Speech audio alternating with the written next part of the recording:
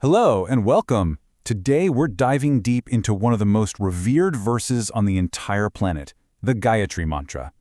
We're going to explore what it is, how it's said to work, and, why this ancient formula for consciousness might just be exactly what our modern minds have been looking for. Okay, so right off the bat, this quote gets to the heart of it. We have to understand that this isn't just about chanting some words. We're not just looking at a simple prayer here. We're looking at what ancient traditions consider a potent formula. A kind of spiritual technology, really, designed for one very specific purpose, to awaken a higher state of awareness. So let's start where it all began. In this first part, we're going to get into the mantra's incredible history to really understand where all this power and reverence actually comes from. So at its core, this is what the Gayatri Mantra is. It's a hymn, a sacred verse from the Rigveda, which is one of humanity's oldest spiritual texts. But what's so cool is its purpose is incredibly specific. It's a direct appeal to the ultimate source of light and creation, to ignite our own inner intelligence. See, it's not asking for stuff, for material things. It's a prayer for clarity and for wisdom. And you have to understand its status is a really big deal. They call it Ved Mata, which means the mother of the Vedas. That tells you that the ancient sages believed this one mantra held the very essence of all Vedic wisdom. So this isn't just another verse in a massive text. It's seen as a foundational prayer, something meant for anyone, anywhere, who's seeking enlightenment and a deeper connection to their own inner guidance.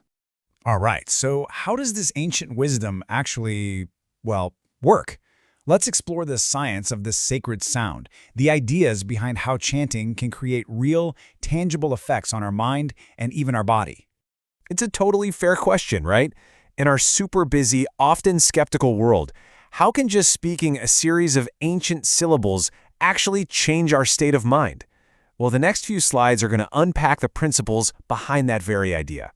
So the first piece of this puzzle is all about vibration. The basic idea is that the specific sounds and structure of the mantra create sound waves that can gently influence our brainwave patterns. This rhythmic repetition is believed to help our brains shift gears, moving from that busy, chaotic beta state of everyday thinking into the calmer alpha or even the deeply meditative theta states. The second key here is repetition. We all know how easily our minds wander off, right? The act of repeating a mantra gives your racing mind a single focus point to land on. This continuous loop helps to quiet all that internal chatter, basically building mental muscle for sustained concentration. It's kind of like a workout for your focus. And finally, if we look at this from a yogic perspective, the effect isn't just mental. The vibrations are thought to resonate inside the body, activating these subtle energy centers that you might know as chakras. You can think of them as these little energy hubs along the spine that govern our well-being. So activating them with sound is seen as a way to unlock deeper potential and find a real sense of inner balance.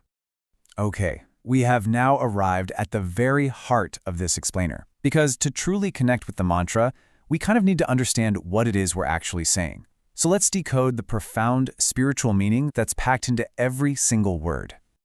This table really breaks it all down beautifully. It starts with Om Bhur Bhuvaha Swaha, which acknowledges the divine presence across all realms, the physical world, our mental space, and the spiritual planes. Then, Tat Savitur Varenyam directs our focus to Savitur, that divine life-giving source, often symbolized by the sun. Bhargo Devasya Dhimahi is the action part. We are meditating on that divine, sacred light. And then comes the crucial appeal. Diyo yo nah prachodayat. May that divine light illuminate our intellect. It's a pure prayer for unclouded wisdom. Okay, so we've talked about the history, the science, the meaning. Now let's get practical. Let's make this real. This section is just a simple guide to starting your very own Gayatri practice, or as it's called, a sadhana.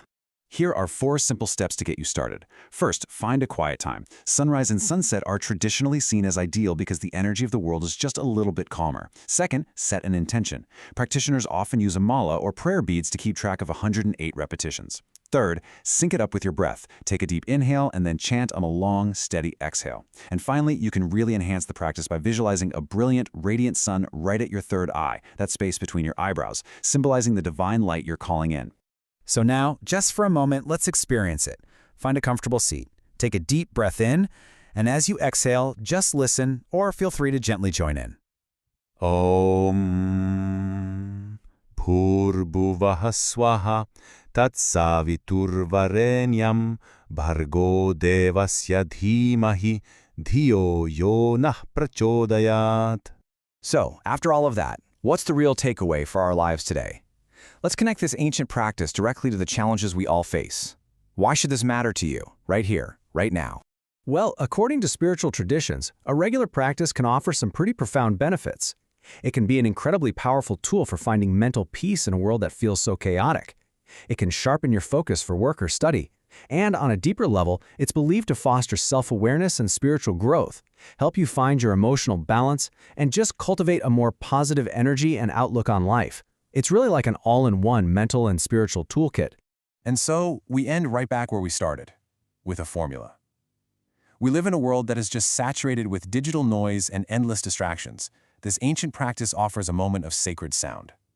So the only question left really is, what could carving out just a few minutes for this practice unlock for you?